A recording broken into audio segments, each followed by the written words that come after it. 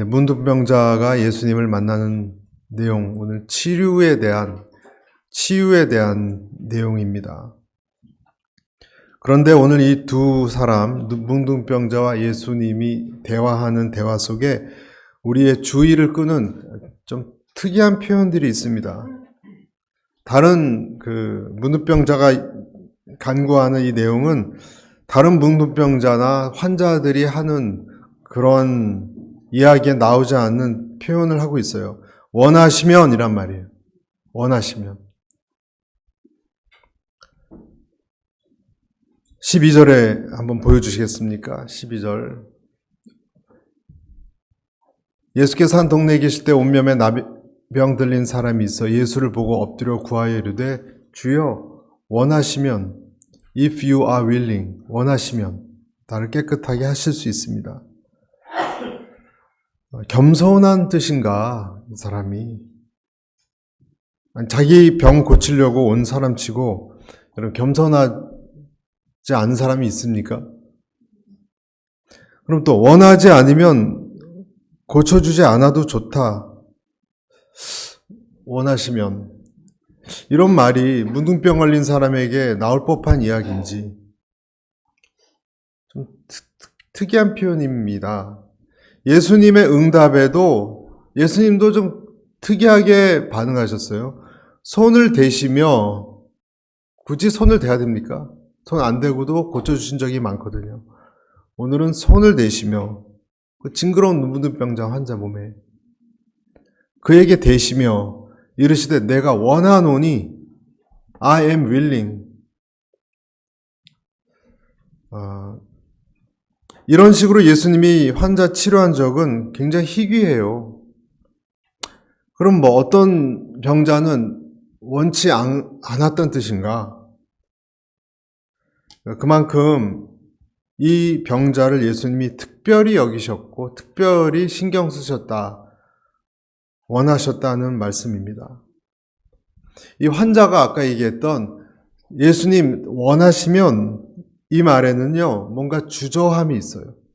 주저함, 우물쭈물, 자신 없어 하는 모습. 원하시면이란 말은 원하시지 않을 수도 있다는 말이죠. 전제하고 있는 거죠. 다시 말해서 예수님은 나를 고치는 것을 원하지 않을 수도 있다. 두려운 것입니다. 두려움. 여러분, 자기 자신에 대해서 자신이 없는 사람은 늘 다른 사람이 나를 원하지 않을 것이다 라는 두려움이 있어요.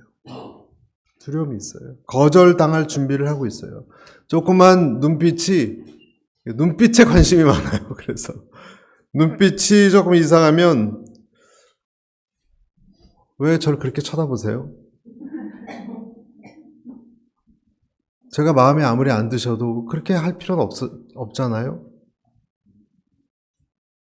출신이 형편없으니까 저 무시하는 거죠. 말은 그런 말도 못해요, 여러분. 그렇게 생각을 한다는 거예요. 이런 분들하고 말하기가 겁이 납니다. 그렇죠, 여러분? 난 아무 행동도 안 했는데 거절당할 준비를 늘 하고 있어요. 문둥병에 대해서 우리는 잘 모릅니다. 우리가 사진으로만 봤죠. 하지만 이 문둥병 또는 한센병이라 그러죠. 정말 끔찍한 몸뿐만이 아니라 몸도 오그라들고 흉측해지고요. 마음도 동시에 병이 듭니다. 여러분, 사람이 질병에 걸리면 마음도 병들잖아요. 마음까지. 피해의식으로 가득 찬 사람들이죠. 제대로 인간다운, 특히 옛날에는 인간다운 대접을 받지 못합니다. 이청준 씨가 쓴 당신들의 천국이란 책, 거기에 보면 소록도 간척 사업이 일어났을 때 이 뚝을 쌓느라고 돌을 들어 올리는데요.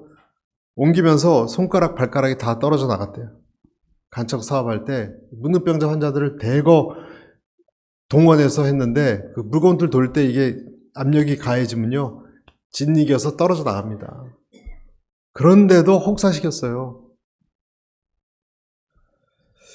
한센병이란 것은 질병이 태어날 때부터 나온 것이 아니고 자라면서 나와서 어린 애가 지금 크고 있는데 중학생, 초등학생인데 딱 병이 진단받으면 격리시킵니다. 그래서 자기를 태어나게 하고 자란 부모님하고 평생 못 보는 건 아니고 몇 년 만에 한 번씩 보이게 하는 무시무시한 병이에요. 엄마 불러보지도 못하고 불러도 대답 없이 별도 수용소 같은 데서 가축들과 같이 비참한 인생을, 그래서 하나님이 왜 이런 병을 허락하셨을까 할 정도로 시험 들게 하는 질병이 여러분 이 한센병, 문둥병입니다. 소록도 여행이라는 글이 있는데 어떤 멋대로 사는 아들이 있었는데요. 친구들하고 싸움이나 하고 선생님, 부모님 아무리 얘기를 해도 한쪽 귀로 듣고 한쪽으로 흘려듣는 그런 못된 아이가 있었어요. 어느 날 아버지가 여행 가자. 가고 싶지 않았는데 아버지의 얼굴이 너무 단호해가지고 아버지하고 같이 여행을 갔습니다. 소록도에 갔습니다.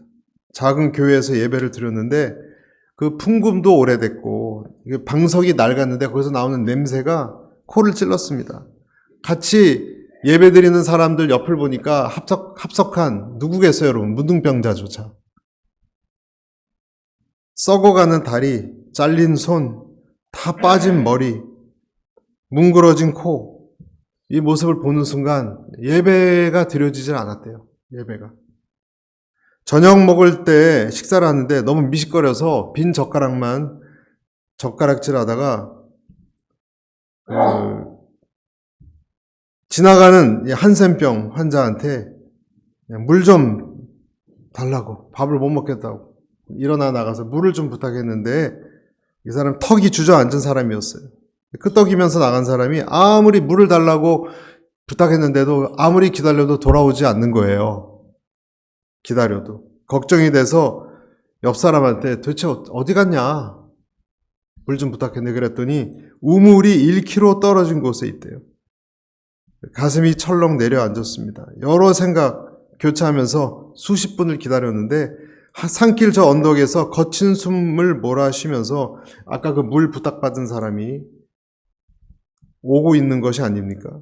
그 사람이 입에 손전등을 물고, 후라시를 입에 물고, 저녁이니까 땀을 뻘뻘 흘리면서 목에 물통을 걸고 산을 엉금엉금 길로 기어 올라오는 것이 아닌가? 순간 모르게 뛰어가서 그 사람 손을 잡고 엉엉 울었다고 합니다. 여러분, 소록도입니다. 여러분, 소록도 가보셨어요? 저는 가봤습니다. 저는 가봐서 그때는 전염병도 사라져서 이제는 현대의학은 다 걸리지 않습니다. 그런데도 너무 무서웠어요. 전 고등학교 때 가봤는데 그 옆에 있는 소들이 훨씬 행복해 보였어요. 소들이. 오늘 성경에 나온 이 사람이 그런 사람입니다. 이 사람 마음속에는 늘 이런 생각이 있을 거예요. 난 뭔가 잘못됐어. 난 원래 그렇게 태어났어. 나는 운도 없고 복도 없고 난 원래 그런 놈이지. 이 윌리엄 바커스 박사님에 의하면 이런 그 왜곡된 의식 구조를 가진 특히 자기 자신에 대해서 잘못된 생각을 가진 미스빌리프, 그렇게 이름을 붙였습니다. 불신의 사고방식. 난 저주를 받아서 잘 되는 게 없는 어떤 운명론. 아무도 나를 사랑해 줄 수 없을 거야. 어떻게 나 같은 걸 사랑해 줘? 이런 생각. 그리고 그래서 모든 사람한테 내가 잘해야 내가 그나마 살아남을 수 있다. 사랑을 못 받으니까. 이런 피해망상적인 것, 의부증적인 것, 미스빌리프입니다. 오늘 여기서 당신이 원하시면 고칠 수 있습니다. 예수님이라도, 그 유명한 예수님이라도 나를 안 좋아할 수 있다. 이 생각을 얘기하는 거예요. 나를 안 고쳐줄지 모른다. 그리고 여러분, 예수님이 이 사람 마음을 간파하셨어요. 간파하셨어요. 너무 안타까웠어요. 그러니까 몸에 손을 댄 거예요. 그래서 몸에 손을 댄 거예요. 불쌍하니까. 그리고 추가적으로 말씀하신 거예요. 내가 원한다. 넬로. 원어는 나는 아주 의지를 가지고 I will. 내가 그렇게 하기를 원한다. 너는 언제나 사람들한테 거절받는 인생을 타고난 거 아니다. 내가 원한다. 내가. 이 말을 꼭 들려줘야 했어요. 왜냐하면 무든병자의 마음부터 고치는 게 더 중요했으니까.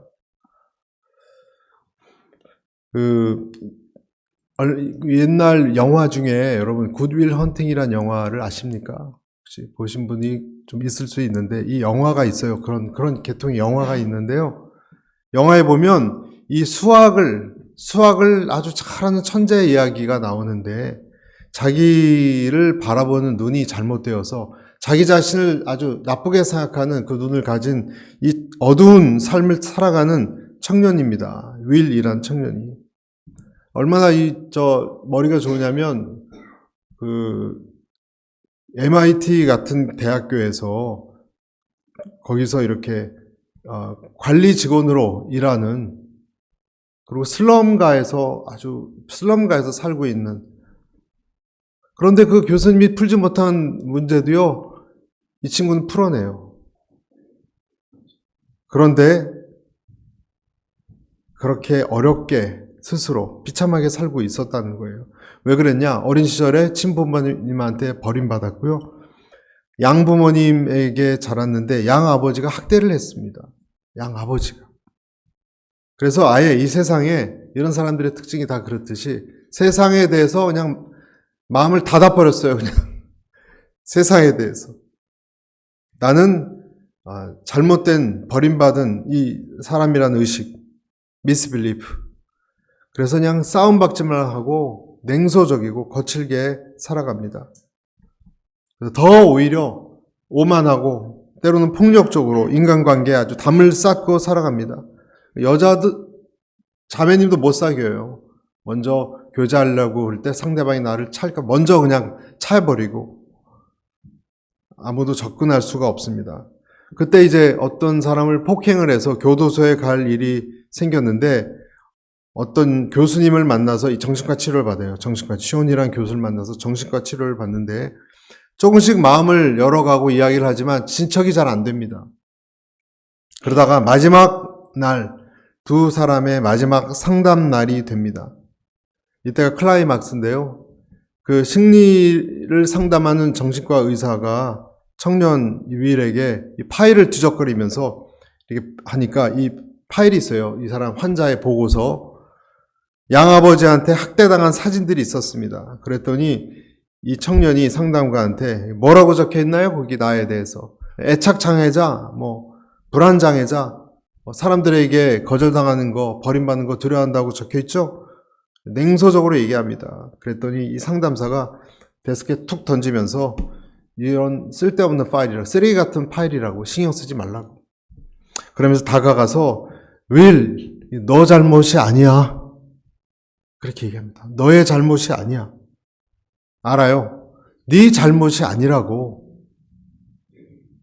잘 들어. 네가 이렇게 아버지한테 학대당하고 얻어맞고 한 건 네 잘못이 아니야.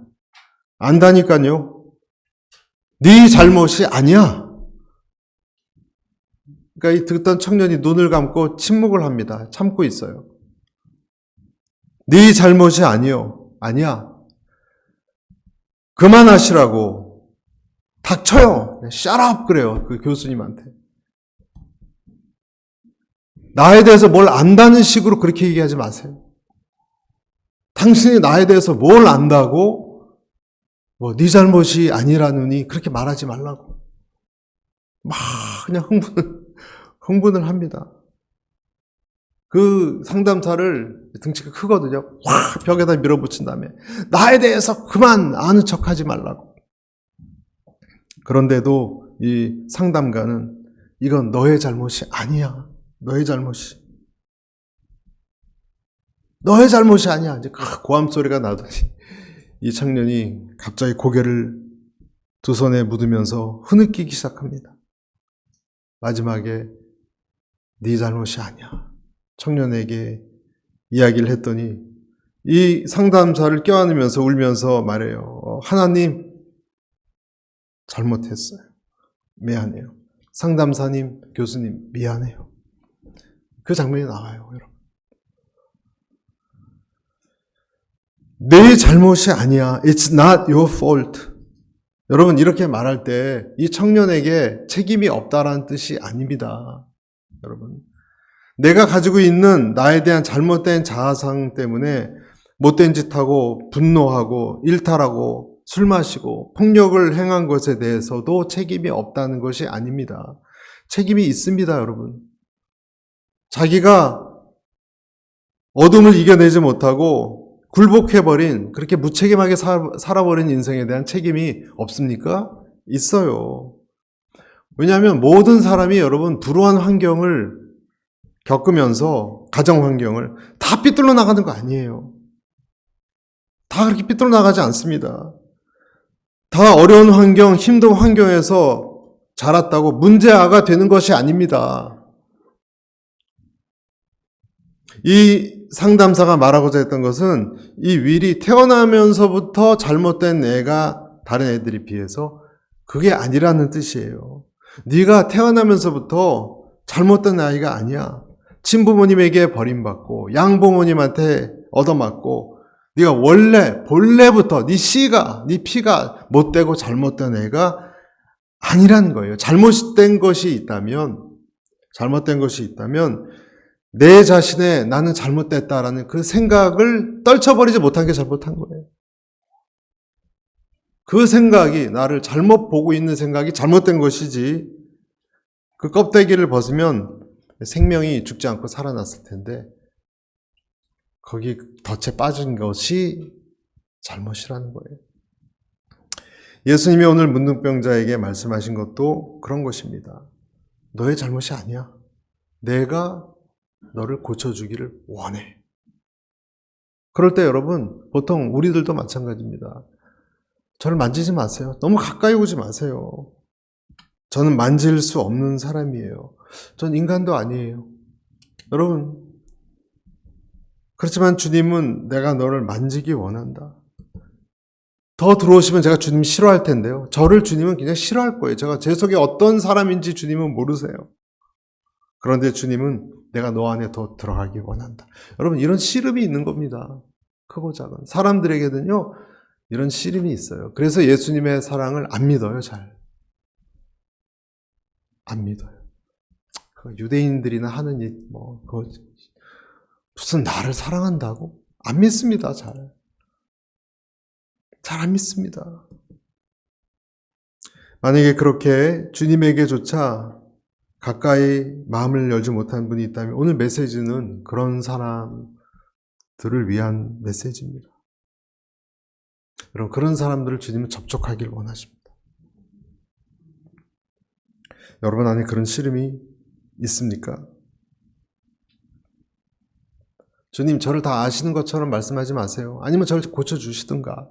이런 좀 냉소적인 마음이 있습니까? 그런데 이제 다르게 생각해보면 이 문둥병자는 어쨌든 원래 돌아다니면 안 되거든요. 원래 돌아다니면 경찰에 걸리면 큰일 나요. 그런데 용기를 내서 예수님까지 나왔잖아요. 이 마음 뭐예요? 예수님을 만나고 싶었다는 거예요. 만나고 싶은데 떨리는 거예요. 거절당할 것 같아서. 그런 마음으로 온 것입니다. 여러분, 이 세상 사람들은 얼굴을 정말 웃고 다니고 점잖게 양복 입고 이렇게 멋지게 다니지만 조금씩 이 찌그러진 자아상으로 고생을 많이 합니다. 그래서 인간관계가 힘든 것입니다. 가족 관계도 힘든 것입니다. 부부 관계도 어려운 것입니다. 사실 문제는 내 자신 안에 있는 찌그러진 자아상, 어떤 수치심, 어떤 내 안에 있는 깊은 어떤 열등감. 그래서 여러분, 이것이 하나님과의 관계에 영향을 미치는 거 아시잖아요. 그래서 정말 중요한 인간관계는요, 어떤 인간관계가 제일 중요하느냐? 나와 내 자신 사이의 인간관계가 제일 중요합니다. 왜냐하면 거기서부터 해결이 되어야 사랑을 받을 수 있죠. 하나님의 사랑에 대해서. 이해를 하죠. 사랑받는 게 무엇인지. 내가 내 문제 해결이 안 됐는데 어떻게 하나님께 마음을 엽니까? 내가 죽겠는데, 내가. 어떻게 내 옆 사람에게 사랑한다고 말합니까? 내가 죽겠는데. 여러분, 주님은 계명이 누가 물어봤더니 두 가지를 얘기했어요. 하나님을 사랑하고 누굴 사랑하라 했죠? 내 이웃을 누구같이? 내 몸처럼. 그러니까 사실은 세 가지예요. 하나님과의 관계, 이웃, 그리고 또 근본적으로 나를 내가 사랑한 것 같이 그랬잖아요. 나와의 관계까지 있는 거예요. 어떤 많은 크리스찬들이 자기를 특히 그리스도인들이 자기 자신을 비하시키는 경우가 많이 있습니다. 여러분, 자기를 아주 그냥 보잘것없이 여기는 그것이 하나님을 기쁘게 하는 것이라고 생각하는 경우가 있습니다. 그래서 아이작 와트가 지은 찬송가 143장에 웬일인가 날 위하여 주 돌아가셨나, 이 벌레 같은 날 위해 큰 해를 받으셨나. 원래 가사에는요, 벌레 같은 이라는 가사가 없습니다. 우리나라 찬송가에서 그렇게 번역을 했어요. 정말 나 같은 죄인 때문에 해 받으셨나 이렇게 돼 있어요. 원곡은. 내가 벌레같이 되어야 된다고 생각하는 경우도 있는 것 같아요. 여러분, 크리스찬들이 자기를 낮추는 것은 겸손함이고 중요한 거예요. 그것도. 하지만 그런 자기 부인이 중요한 것이긴 하지만 그것은 내가 타락한 죄인이라는 것을 고백하는 거지 사랑받지 못할 사람이라고 얘기하는 건 절대로 아닙니다. 내가 타락했어요. 그러나 그럼에도 하나님의 형상으로, 누구 형상으로? 하나님의 형상이 있기 때문에 사랑받을 만한 사람인 거예요. 아이가 잘못했으면 자식을 지우나요, 여러분?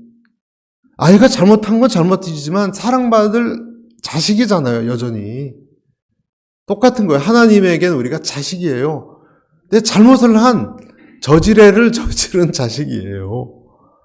그런데 그거를 저질렀다고 난 집에서 죽어야 돼, 나가야 돼. 그렇게 얼마나 부모님이 슬프겠습니까? 다른 겁니다, 여러분. 다른 겁니다, 그것은. 그래서 핵심은 나는 나를 사랑해야 됩니다. 이것은 하나님의 명령입니다. 여러분 믿으십니까? 악한 면이 있지만 죄인이기 때문에 사랑스러운 존재예요. 우리는 이것이 성경이 주는 핵심 계명이에요. 이게 기독교의 기초예요, 여러분. 너의 온 마음을 다하여 하나님을 사랑하라. 그리고 두 번째 계명은 내 이웃을 내 몸과 같이 사랑하라. 자기 몸을, 자기를 사랑하지 않는 사람은 다른 사람에게 굉장히 무섭습니다, 여러분. 그런 사람들이 눈빛도 무섭고요. 아까 같이 이렇게 째려보는 금방 얼굴이 굳고 날카롭습니다. 그래서 하나님의 사랑을 잘 받아들이는 사람 있죠? 우리 중에 그런 사람들은 보통 자기 자신에 대한 생각이 건강합니다. 건강합니다. 여러분이 나 하나님 사랑 잘 안 느껴져? 모르겠어. 그럴수록 여러분 자신이 자신을 어떻게 대우하는지를, 학대가 아니라 대우하는지를 한번 보세요. 하나님의 사랑을 가만히 받아들이는 것, 여러분 우리가 그런 사람이 되시기를 축복합니다. 성 프란치스코라는 그 사람이 있습니다. 성 프란치스, 기독교의 아주 위대한 인물 중에 개신교 카톨릭 나눠지기 전 이태리 부유한 포목업자 아들로 태어나서 이웃 도시의 이 기사 있죠, 말 타고 싸우는 높은 혈통의 사람입니다. 그런 정도면 거기에 출정할 정도로 고결한 신분이었는데 1년 정도 포로 생활, 싸우다가 포로가 됐나 봐요. 포로 생활에서 돌아온 다음에 이 성 프란체스코가 생각이 아주 깊어졌습니다. 인생에 대해서 고민하고 그런 시간이 많이 늘어났습니다. 어느 날 자기의 MR을 타고 교회를 이렇게 산책하던 중에 자기의 일생이 변하는 사건이 일어났어요. 자기를 향해서 한 명의 나환자가 다가오고 있었어요. 그때 너무 싫어서 말머리를 돌렸습니다. 피해간 거예요. 딱 돌리고 다른 데로 가고 있는데 그때 양심이 자기 가슴을 찔렀어요. 그래서 다시 말고삐를 다시 잡아당겼습니다. 그리고 그 죄책감 때문에 이런 사람 피하는 게 싫으니까 자기가 하나님 믿는다면서 말에서 내려서 불쌍한 나 환자를 향해서 천천히 걸어갔습니다. 그리고 부둥켜 안았어요. 여러분, 부둥켜 안고 비싼 외출을 벗어줬어요. 나 환자를 껴안았을 때 이 놀란 것과 이 나 환자는 얼어붙어서 나 환자가 이 성 프란체스코 품에 가만히 있었어요. 이러고 경직돼서 몇 초 동안 움직이지도 않았어요. 저는 그 장면이 인상적이에요. 한 번도 인생에서 자기를 껴안아준 사람이 없었어요. 나 환자는. 여러분, 하나님의 사랑을 받아들이는 것은 그 하나님이 나를 껴안았을 때 움직이지 않는 거예요. 움직이지 않는 거예요. 밀어내지 않는 거예요. 거부하지 않는 거예요. 그래도 너는 내 딸이고 너는 내 아들이야. 이 말을 듣고 가만히 있는 거예요. 여러분, 그리스도인은요, 하나님이 주신 사랑을 가만히 받을 수 있어야 되는 것이고, 이것은 하나님의 명령이에요. 믿음은 내가 주님 보시기에 사랑스러운 사람이라는 것을 받아들이는 거예요. 난 잘 그게 안 믿겨져도 나 같은 걸 사랑스러운 존재라고 받아들이는 거예요. 그래야 나도 다른 사람을 사랑할 수 있습니다. 내가 나를 미워하는 것이 하나님 계명에 어긋난다는 것을 여러분 아십니까? 어긋나는 거예요. 하나님의 계명에 어긋나면, 다시 말해서 나를 잘 다룰 줄 모르고 그러면 부부관계, 다른 사람과의 관계, 트러블이 생깁니다.